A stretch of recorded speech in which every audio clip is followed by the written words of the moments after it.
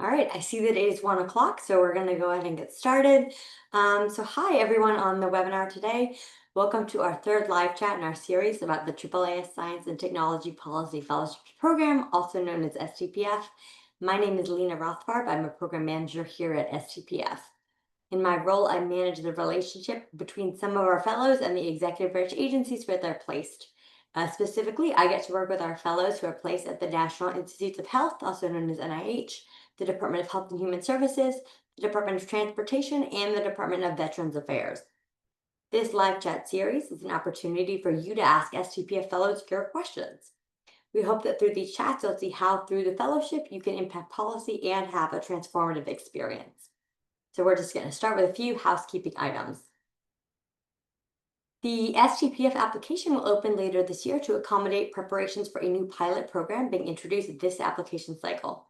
This initiative will broaden the scope of opportunities available and enhance policy fellowship experiences. We're planning to share an update on the application opening by September 1st of this year, and we encourage folks to stay in touch through our email updates for when the application opens. We'll also be sure to make a broad announcement once the application opens, so keep an eye out for that. For those still learning about us, I'd like to share a brief overview of STPF. These fellowships are an opportunity for doctoral level scientists and engineers to spend a year contributing their expertise to federal policy. For 2025, applicants can still apply through our program areas: legislative, executive, and judicial. Of those 3 program areas, you can apply to 2 of those program areas in any given year. Our fellowships are a paid 1-year full-time commitment in Washington, D.C. For a sense of timing, if you were to apply in 2025, you would be considered for a position in the fellowship class that runs from September 2026 to August 2027. I also want to briefly touch on eligibility for this program. Applicants must be U.S. citizens, hold a doctoral degree in the sciences, social sciences, or engineering, and cannot be a full-time federal or AAAS employee. Those of you with a master's in engineering plus 3 years of professional engineering experience are also eligible to apply. You all are here representing many backgrounds, from biological and physical sciences to social sciences and computer sciences and engineering. The diversity of discipline is important. Our partners and offices that host fellows are looking for a wide range of backgrounds and skills. To put today's session in context, we're hosting 1 chat each month during application season. We're glad you're here today and invite you to join us for the remaining 2 sessions happening later. Each chat will focus on a unique aspect of the fellowship experience, and you'll get to hear from different STPF fellows at each. Today's chat is focused on fellows who made the transition from academia and used the fellowship as a platform for public service. Now, on to the purpose of today's chat, to chat with our fellows. Please ask questions. To do that, click on the question box in the menu on your screen and type your question in. And if you like, you can indicate the person or people to whom your question is directed. We'll try to get to as many questions as we can today. All right, so now I'm happy to introduce you to our fellows for today's discussion. Dr. Chuck Long is a second-year AAAS Science and Technology Policy Fellow at the U.S. Department of Health and Human Services, working in the Biomedical Advanced Research and Development Authority, otherwise known as BARDA. Since September 2023, he has supported BARDA's Division of Research, Innovation, and Ventures, also known as DRIVE, which funds early-stage development of medical countermeasures for public health emergencies. His work includes business landscape and literature reviews, proposal development, and serving as a subject matter expert.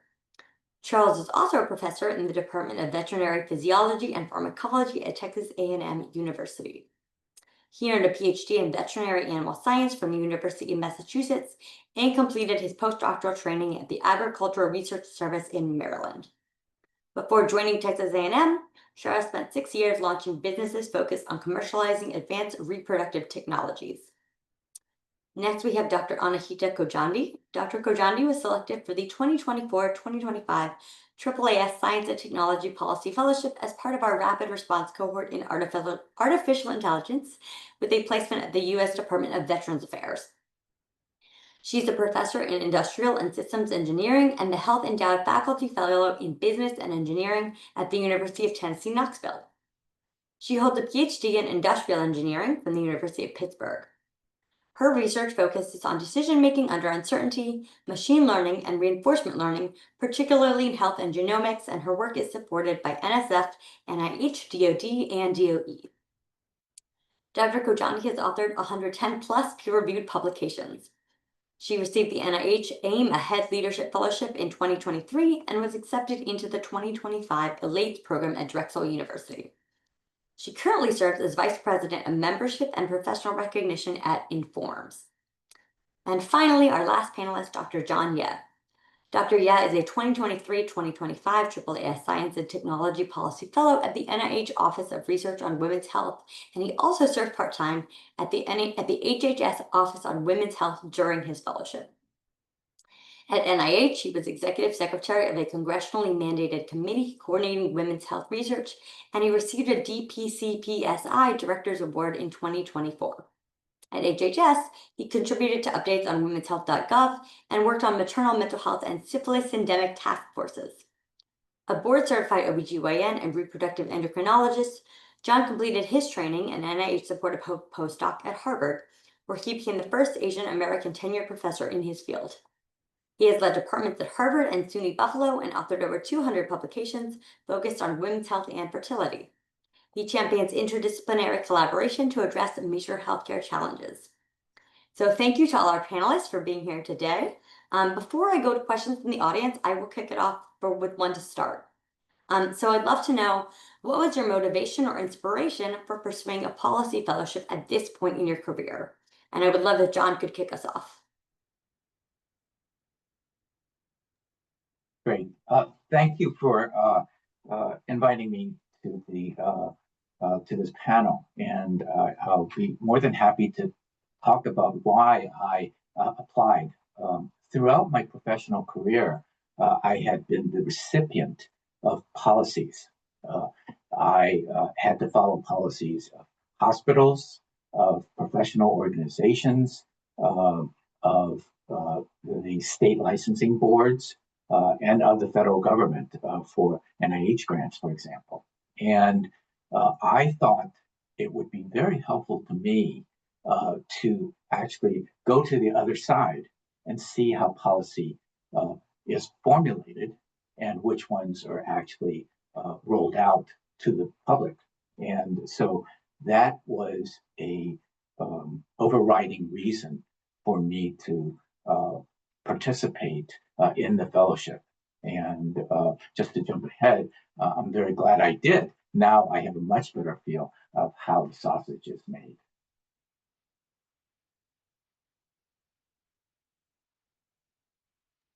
You're on mute. Go ahead, whoever wants to go next. I can jump in. Great to be here. Thank you so much for organizing this panel. I remember prior to me applying, I was watching a lot of these live sessions and really benefiting from it. So I'm glad to be here to be able to give back to the community. So one of the reasons I applied for this fellowship almost 10 years into my academic career. So I, as an engineer working at the intersection of AI, I saw that I'm developing a lot of these models, but I don't see their impact in the real world. And I really wanted to know how I can scale things up and really take a different perspective and really speak the language of policymakers so that I can help embed these algorithms that I'm developing as part of the greater picture. So I wanted to kind of get the 30,000-foot view of how policy is being made and what are the decision factors that go into it so that I can be more effective in my role as a faculty member when I'm proposing these AI tools or as I'm advocating for their implementation in the real world. So I was dying to have some impact and understanding how I can scale my impact. And that was one of the reasons I applied for this fellowship opportunity. And I'm so glad, as similar to John, I'm so glad that I did because I got a whole new perspective into the policymaking procedure. Great. And then Chuck? Yeah, I'll just echo my my fellow panelists' views here. You know, the thing for me, honestly, was a little more simple. Maybe I was looking to do something new and novel. Having been at a faculty position for almost 20 years when I applied, I thought this is a great opportunity for me to see, as John mentioned earlier, how the policy is actually formed in the agencies that we deal with over the years.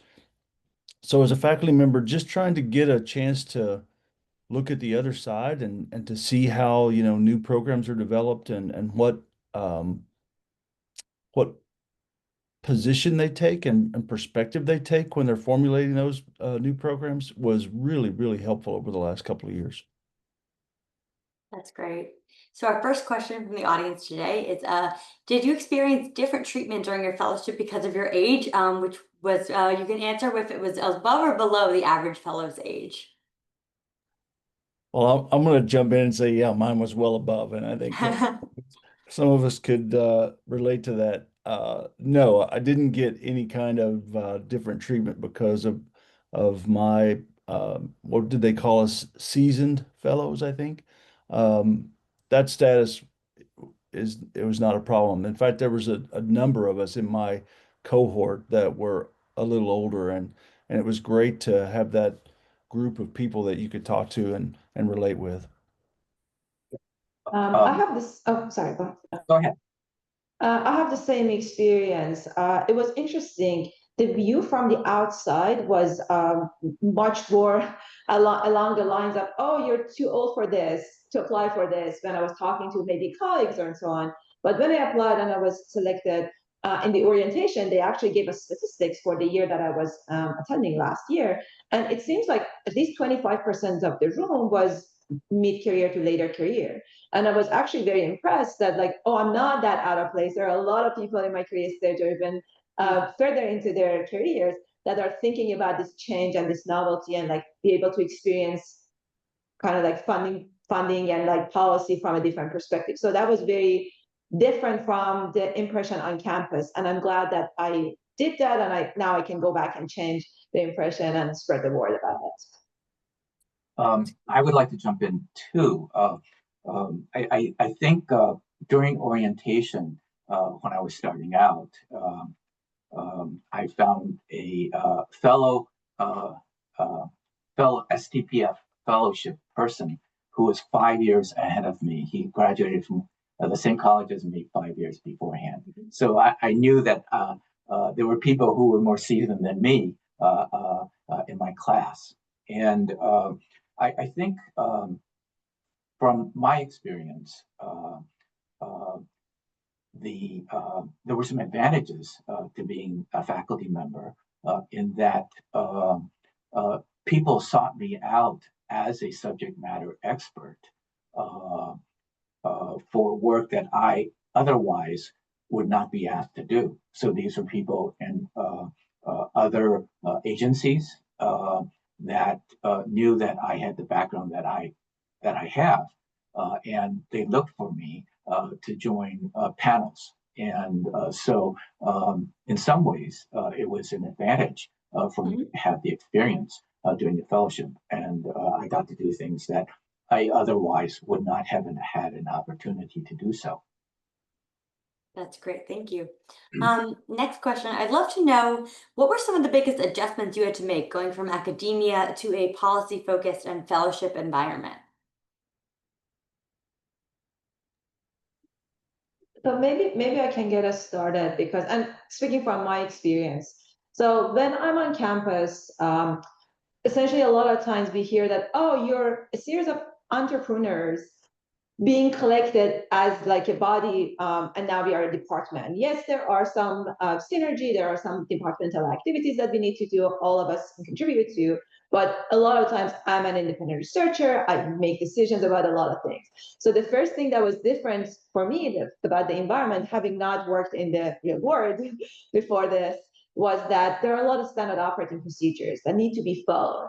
And that was very eye-opening in terms of how much, for instance, my scientific program managers in the unit that I was serving were kind of like trying to keep things consistent and like following all the procedures. So that was one of the things that was very different in my experience. And I really started to appreciate the level of detail that they go through to make sure that they provide the uniform fronts and a unified message to the field.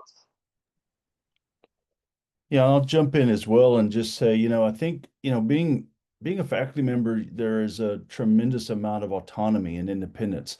And when you join the federal service, like we do as fellows, all of a sudden you're working just as a team member in supporting roles, right? Fellows can't really lead projects, um, so to speak. So you really work in a team environment to try to further the mission of the program that's in process or the new program that's being developed, but you lose a bit of that independence because you're not the one to really be able to push an idea forward. So I seen the same similar things. John, Uh, did you have something else for that Sure. one? Yes, I wanted to echo what was said before.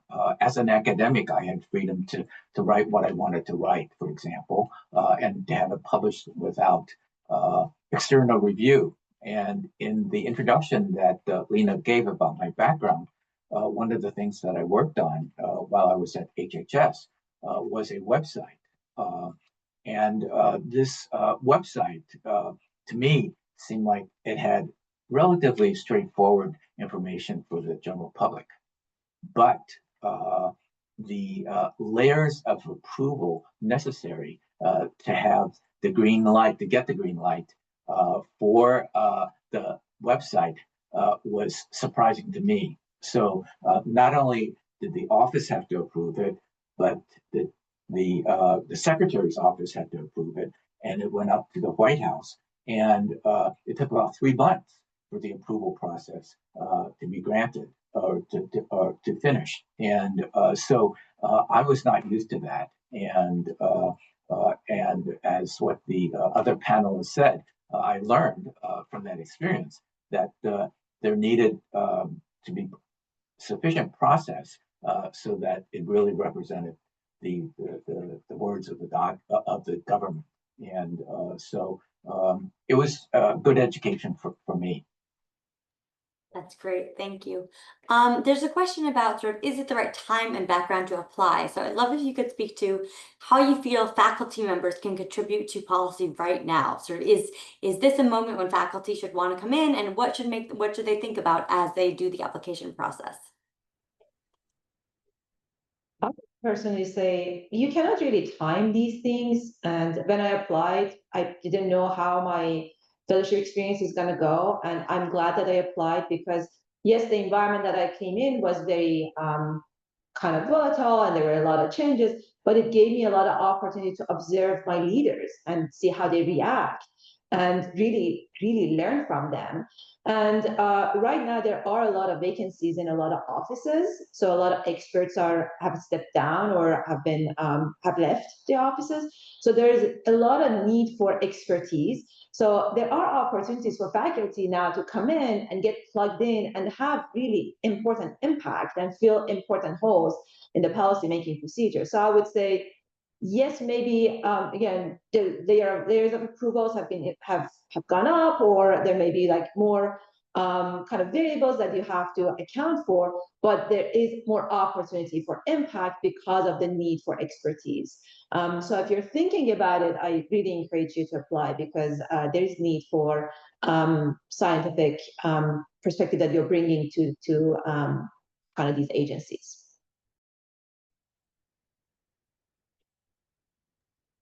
I agree, and uh, the, the the work that needs to be done is important work. Public service is important for the society as a whole, and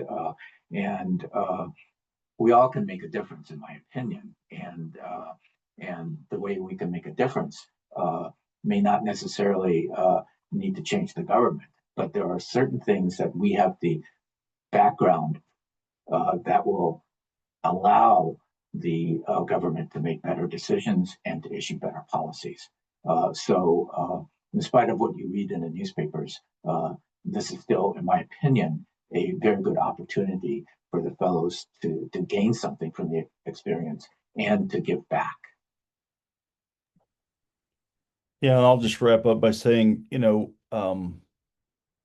in periods of great change, there needs to be level heads involved in the process, and sometimes more experienced faculty members that are transitioning into a fellow can offer that kind of more level-headedness and keep the ship more steady, I think. So yeah, use your experience to your advantage here. That's great. Thank you all. Where's my next question? Okay, so what were your expectations as a fellow? Were you expected to learn as you go, or were you required to attend lectures and fulfill assignments? And I'm going to combine that with another question. Sort of, can you speak to what was sort of part of a regular week in your office as a fellow? What were you up to?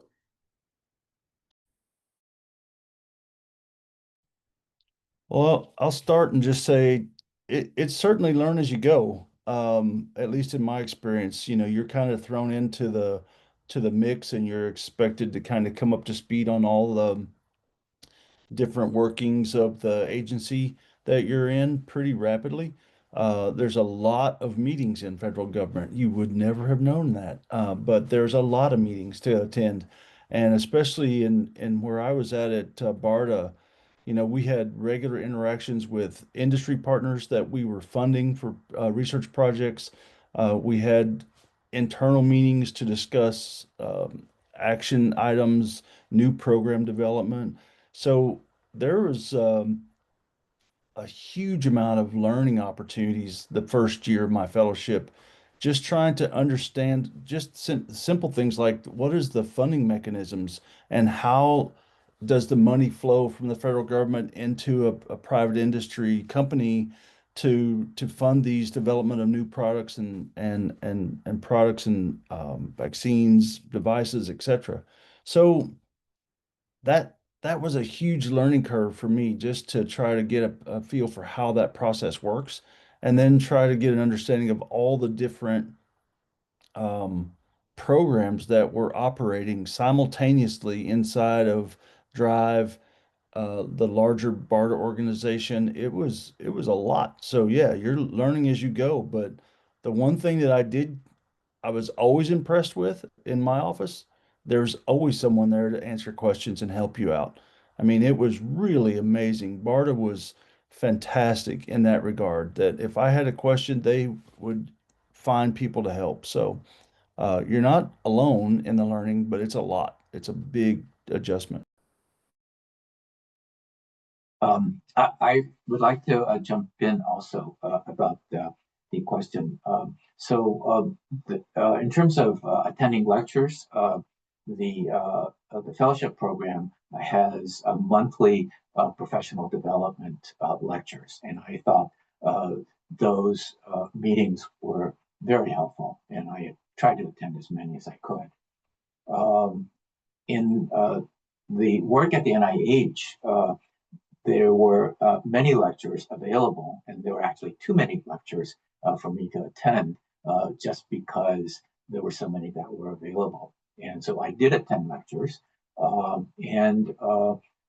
Were there specific assignments?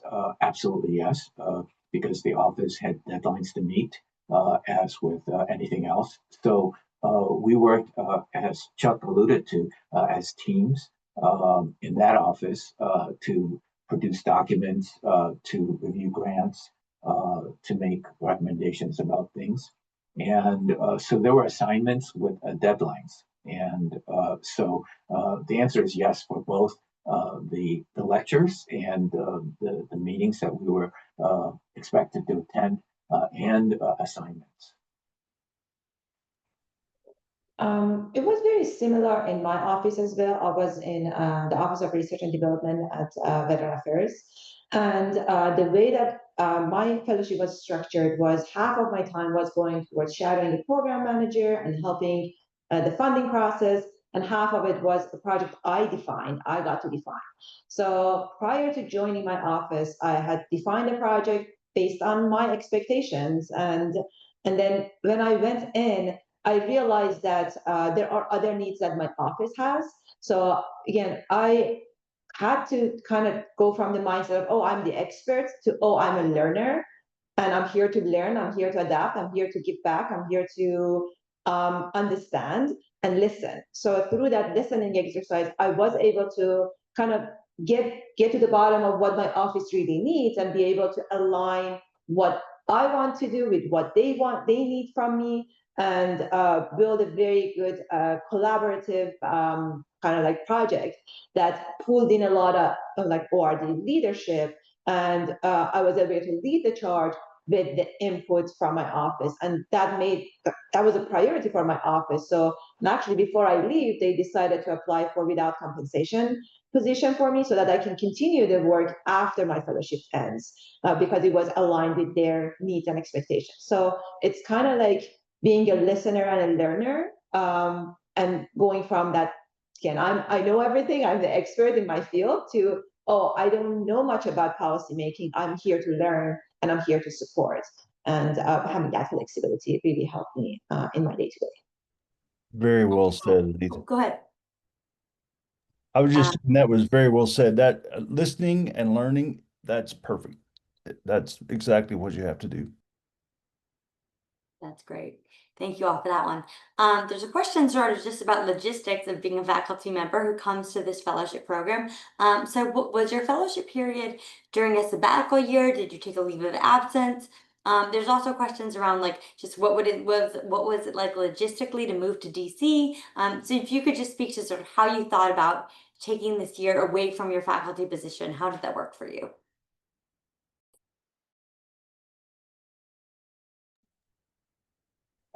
Oh, I'll jump in. So I had an advantage in that I am old enough so that in 2022, the year that I applied, I had stopped seeing patients.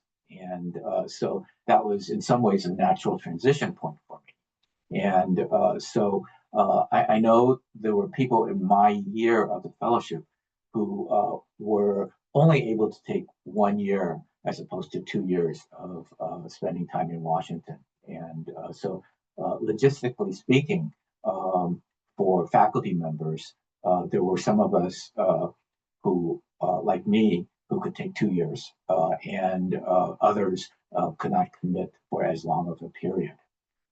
In terms of other logistics, for example, I not only had my apartment in Washington so that I could actually show up to the office on a regular basis, but I maintained my residence, my home in the Boston area. So that made it a little bit more tricky in that I had to go back and forth. I had to make sure that the lawn was mowed, things like that in the house.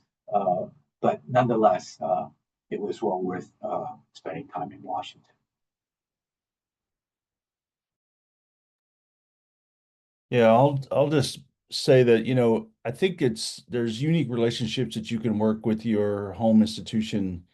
In my case, Texas A&M was incredibly supportive of the fellowship.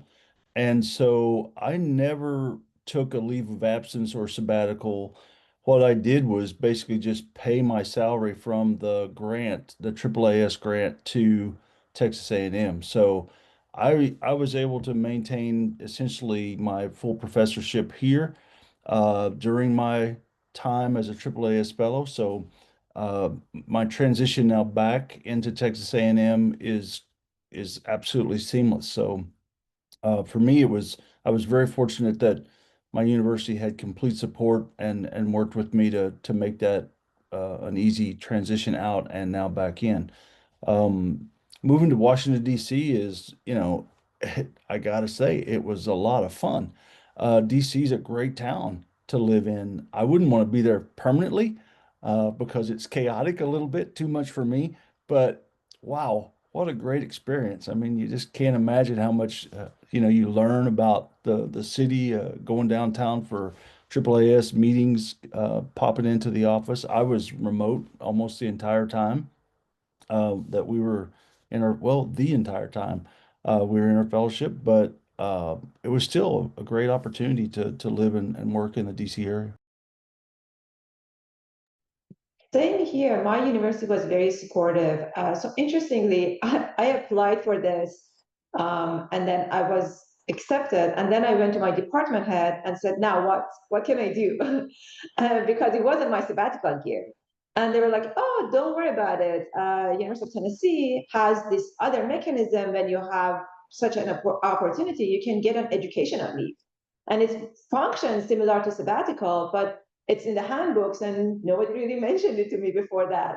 But they really arranged for me within weeks. I got every approval. I had to like make a case, obviously to the university, why I'm doing this, what are the reasons, what would, and kind of commit to come back and everything, similar to a sabbatical. But there are other mechanisms apparently than sabbatical that you can take advantage of. So I suggest that you look at your handbooks. Ours is called educational leave.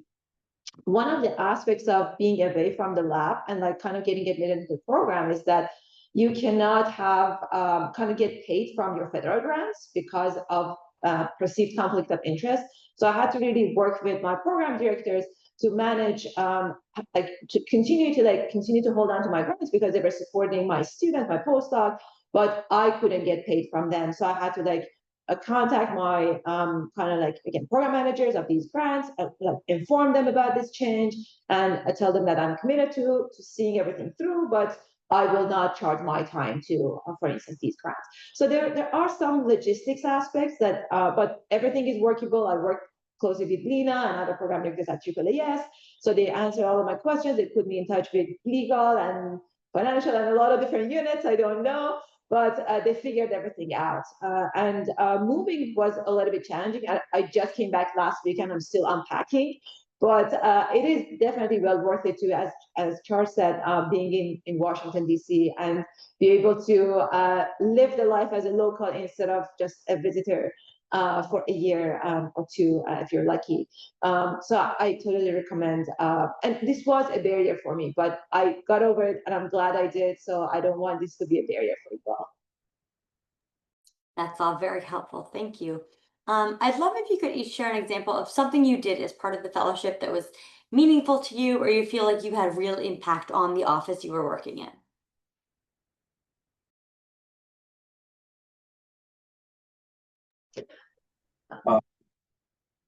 So in the work in the office of Office of Research on Women's Health, I was the executive secretary of the congressionally mandated committee, and it was meaningful. It was one of the most meaningful parts of my work at the NIH because it allowed me to focus in on an area that I had spent my career working in, and it allowed me to work with the different institutes at the NIH to understand better and to try to improve women's health. And so I don't think until I assumed that position, there were people with my clinical background. So in some ways, it was a win-win in that I learned from the experience about the workings of the NIH, but the people on the committee also benefited from my first-hand frontline clinical experience in working with patients with issues in women's health. And so for me, that was the most meaningful part of the 2 years being able to serve in this role.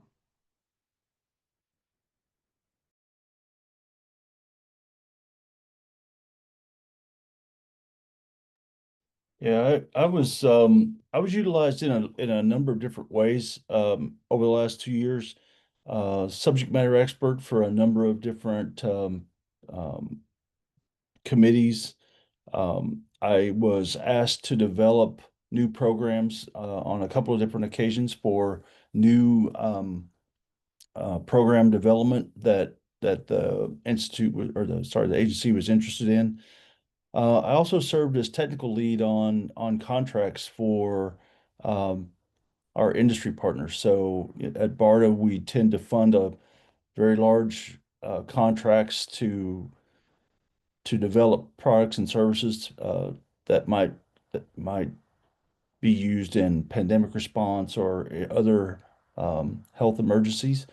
And so being the technical lead on those gets you an opportunity to really understand the contract, the expectations of the contracts, the formal relationship that has to be established between the company that's doing the work and the federal government. Those were all really informative and very helpful for me to learn how that interaction really transpires. So yeah, it's great. And for me, as I mentioned, my background is in AI. So when I got to my office, I realized that there is a need at the VA to understand how they want to deploy AI, how they want to take advantage of it. And I was fortunate to come in the right time, and like my supervisor was asked to write a perspective piece on how veteran affairs and like Office of Research and Development is engaging in visioning for AI. So I was able to co-author that perspective piece with her, and that led to a wider conversation with the ORD leadership that is still ongoing. I got to meet with a lot of different leaders across the board to be able to help them articulate their vision and why VA is uniquely positioned to fund AI, and what are the types of AI that they want to fund, and kind of do a portfolio analysis to see what are the gaps, what are the opportunities, to be able to communicate it up and down. So up to the leadership and like do the visioning exercise, and down to the field so that they can elicit more applications in the areas that are of interest for VA to fund in the future. So it was a great opportunity for me. And again, I couldn't have asked for the better timing. And as I mentioned, you cannot really time these things, because I learned about this very last minute after I came in with a vision and an expectation. And then I started to listen. I was like, oh, I can get plugged into this activity. And it just blossomed from there. So it was very fortunate. That's great. There's a question here about the application and how you approached it. And so our question wants to know what made your application stand out from the others and get selected? I know that you all weren't privy to the committee's deliberations. You don't know exactly what the committee liked about your application, but I'd love to know how you all approached it. And if you sort of leaned into your experience as a faculty member in your application, how did you sort of frame where you were coming from and where you wanted to go in the application?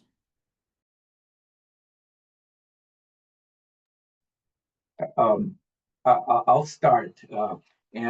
So I'm speaking as a applicant when I was going through the process. And of course, I did not know the details of what to expect.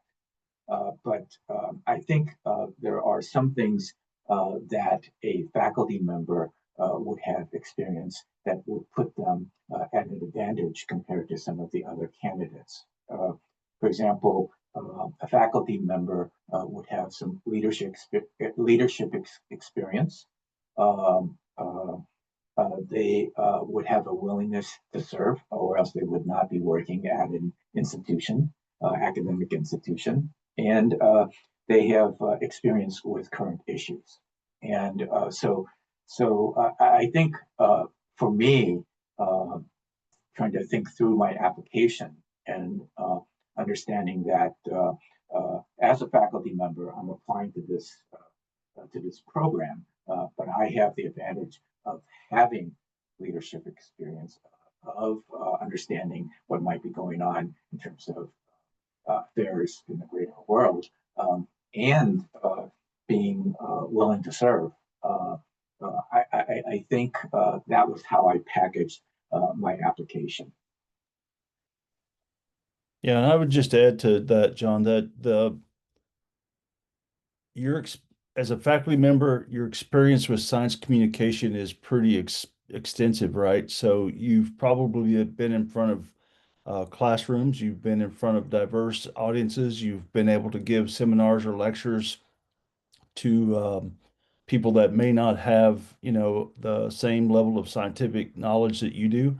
So your ability to communicate science in a way that is well received by a large and very diverse audience is a real benefit. And so I think that's an important point to make as you think about your application. I also was just pretty honest about my philosophy of science and how I approach my work, and I really have always tried to personally, I've always tried to kind of accept and manage change and realize that change is a good thing and you can't get bogged down in what you did yesterday or the data didn't look like you thought it was going to. That's okay, right? So as scientists, we're kind of wired for that. So I think that you just have to find what you're passionate about in your work and highlight that as well. I think my fellow panelists covered exactly how I was approaching my application. I also highly emphasize the collaborative and interdisciplinary nature of my work, and the fact that I can set aside my ego and work with folks who have a different perspective about how things need to be done, and then come to a consensus for the greater good. And to me, that's what's important, because I really care about the impact of my work. And we cannot have impact in isolation, in silos. We have to really come to consensus. And being able to shape that consensus is something that I always strive for. And I try to communicate that as well in my application. I'll just add one to this as someone who has sat in on these committee deliberations. The committees really like when people strike a balance between having a vision for what they want to do in the fellowship, but also flexibility, right? I think some people come in and they have like a one office that they only want to work for, and they show no sort of curiosity about other offices. That is not as exciting to the committee as someone who shows lots of different sort of visions for what they might do or ways they might apply their expertise. So being able to come in with a strong sense of what you want, but also being flexible, the committee really does love that in reviewing these applications. Another question from our audience is, was there any travel involved during your fellowship? Were you attending conferences? Were you representing your host institution, or were you just in DC the entire time? And also, and as well as that, can you speak to if you traveled, was it for any professional development? How were you kind of growing through traveling in the fellowship? Yeah, there was up until January. I mean, things kind of stopped then, but up until January of this year, yes, we were allowed to travel. I traveled to conferences that were, really learning experiences for me. So crossed the different, government divisions. So there's a big meeting in Orlando every year that the Department of Defense holds, and so we attended that so we could understand the scientific research that the DoD was funding. Very helpful, and you can see the areas of overlap between different agencies in the government. So those were very helpful. Attended on-site visits, working with the companies that we worked with. So go to their sites and actually see the products and services being done in real time. That was fun. I also was able to maintain my network, so I still went to the meetings that were more closely aligned with my personal interest in reproductive biology and assisted reproduction, which were not the same as BARDA's mission at all. But I needed to maintain my own scientific network, so I did keep attending those meetings as well. So yeah, it was absolutely great, fantastic to be able to attend those, use your personal development funds to attend those meetings. But like I said, travel was halted essentially in January and is only now being reinstated, at least in the Department of Health and Human Services.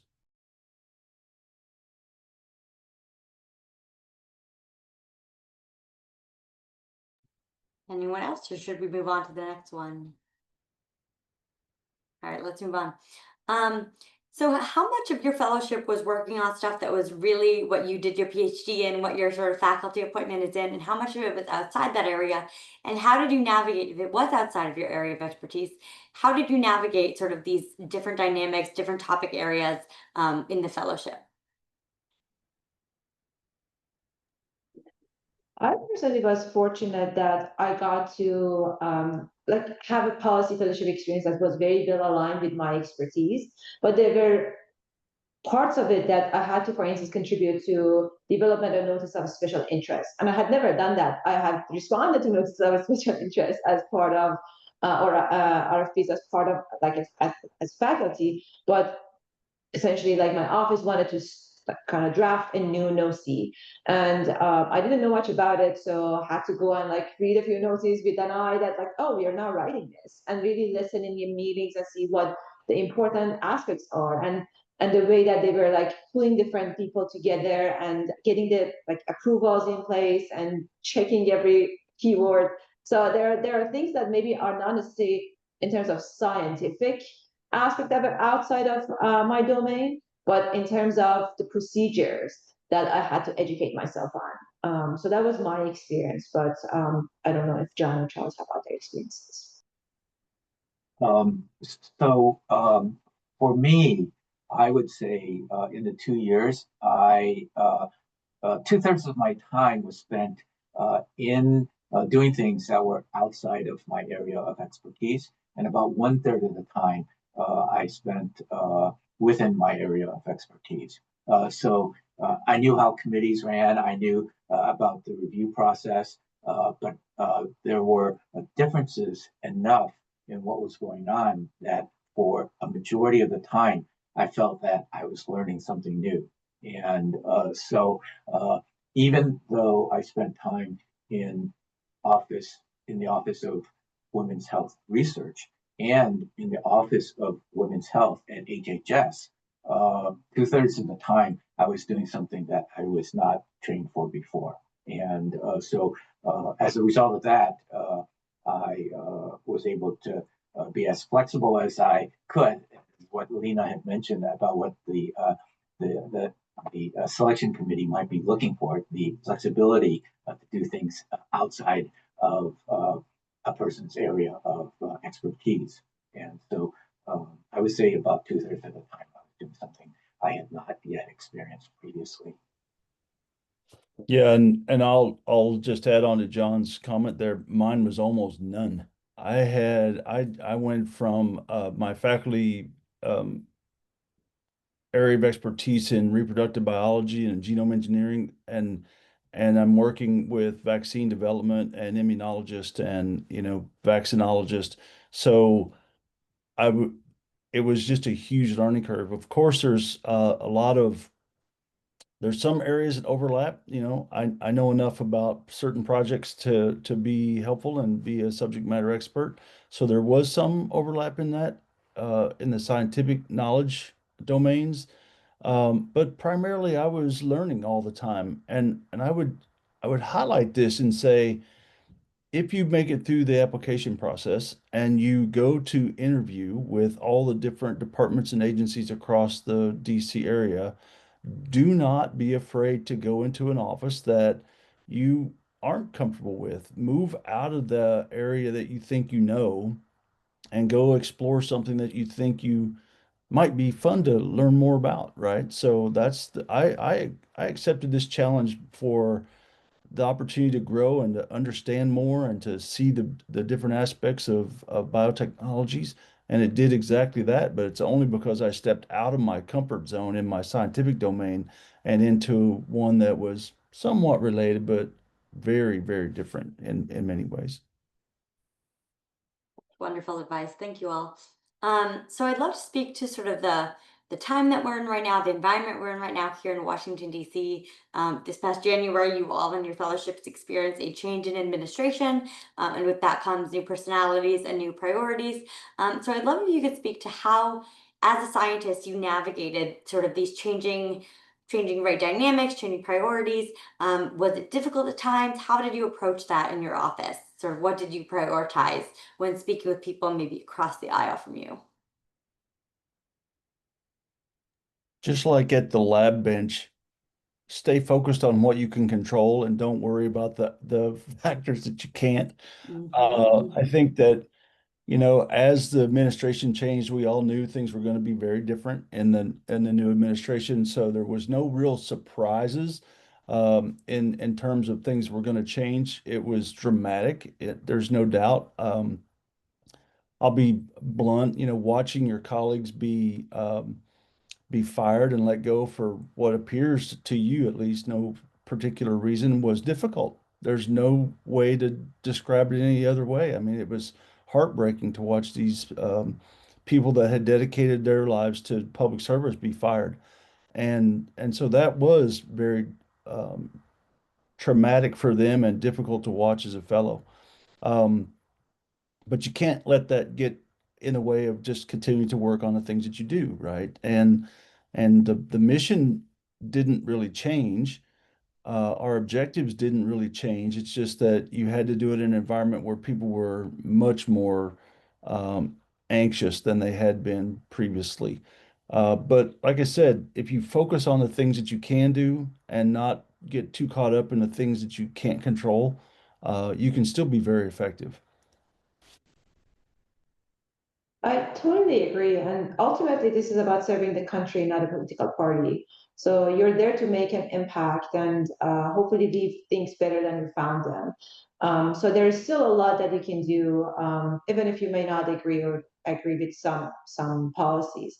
But you're there to contribute your scientific expertise and hopefully learn and listen and again be a part of a broader team. There are opportunities, again, these provide opportunities for learning as well. So when I, for instance, I co-authored this perspective piece, we had to kind of go through approval processes.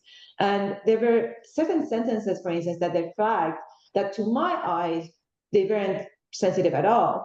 But to the reviewer's eye was as if they come across as advocacy. And again, when you're in an agency, you're not allowed to advocate. So it was again a lot of learning opportunities that would have never otherwise presented itself. So again, I would say don't time things, go for it if you're thinking about it. And again, there will be a lot of learning opportunity as a result of this. I want to echo what both of the other panelists have said. First, what Chuck said about the people who were no longer part of the government, and not only were my fellow fellows affected by seeing firsthand the changes, but also the people within the government, and so it uh, uh, the people who were affected were willing to talk to each other and during this climate, and I think we all helped each other through this process. And the second thing is I wanted to echo what Anahita said about learning from this for the new set of priorities that the new administration came up with. To me, it was a master class in changing how the tactics of offices and institutes for the new priorities. And it was political action 101 right in front of my eyes. And so it was a very good opportunity for me to see how master politicians within the government, who were civil servants, but nonetheless, they knew how to navigate some of these very difficult changes. And so it was an eye-opening experience. Yeah. Thank you all. That's a very helpful thing to hear from you all. So sadly, we have come up upon the hour just about now. So I do have one more question for all of our panelists. What advice would you give to mid to late career faculty who are interested in policy but are wondering if it's too late to make the shift?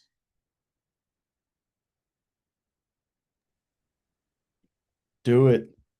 I mean, I can't tell you uh, how different. It changes your perspective so dramatically. Being there, working with those folks in the government, understanding, as John just said, how they navigate very difficult times, changing their tactics in midstream, as he said, that it was fascinating to watch. And you don't have to agree. with what's happening, politics and policy. They don't always match up, right? But they're two sides to the same coin, and so you don't have to agree with it, but you can at least get in there and participate.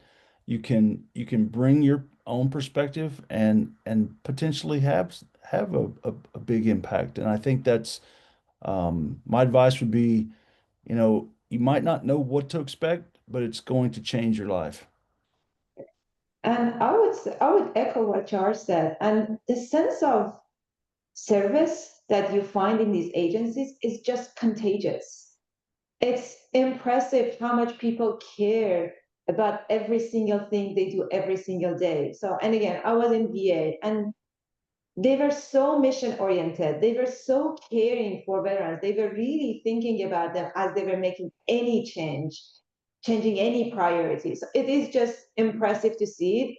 I had always like saw, oh, the mission of this agency is such and such, but you really feel it when you're in there, and it changes your perspective about the way that you operate as a faculty member when you're writing a grant, when you're just saying a statement just to check a box, but it really is different for them. And I'm not saying them and us. Now I feel a part of it. Now I feel VA is my home.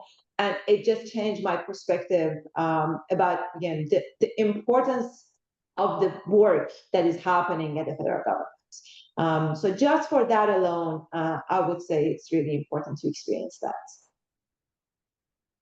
And I agree with my colleagues, and I'm going to say what Chuck just said, and that is just do it. Well, thank you all. I saw one or two questions in the chat about like if you have to be a faculty member, and the answer to that is no. We just focus this chat on faculty, but yes, we have lots of fellows who are not faculty, so don't let that be a barrier either. Well, thank you all for sharing with us. This was a great discussion. And thank you, our audience, for coming today and asking such great questions. Please do visit our website to read more about the program, especially like application logistics and all that fun stuff. We'll also send you a recording of this chat in the coming days. If we couldn't get to your question today, you can email us at fellowships@AAAS.org, and you can also follow us on all of our socials, and we can continue the conversation over there. So thanks, everyone, and enjoy the rest of your day. Bye-bye. Bye-bye. Thanks. Thank you.